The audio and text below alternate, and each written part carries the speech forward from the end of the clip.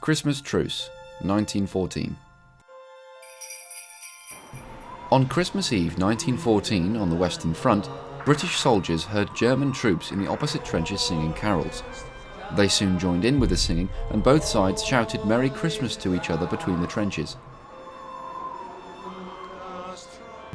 At the first light of dawn on Christmas Day, British and German soldiers met across no man's land. At first, it was feared by Allied soldiers that it was a trick, but this was diffused when it was clear that the German soldiers were unarmed. Second Lieutenant Duggan Chater wrote back home, "I think I have seen one of the most extraordinary sights today that anyone has ever seen. About 10 o'clock this morning I was peeping over the parapet when I saw a German waving his arms, and presently 2 of them got out of their trenches and some came toward ours. We were just going to fire on them when we saw they had no rifles, so one of our men went out to meet them, and in about 2 minutes the ground between the 2 lines of trenches was swarming with men and officers of both sides, shaking hands and wishing each other a happy Christmas."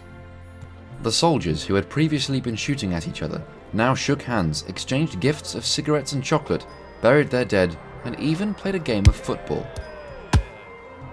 This ceasefire was not observed everywhere on the Western Front, with fighting continuing elsewhere on Christmas Day.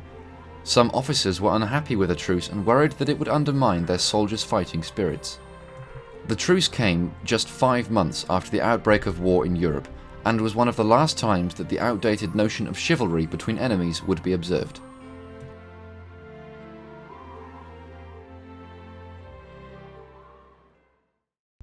Watch our other videos to learn more. Get your copy of Simple History, World War I, available on Amazon now.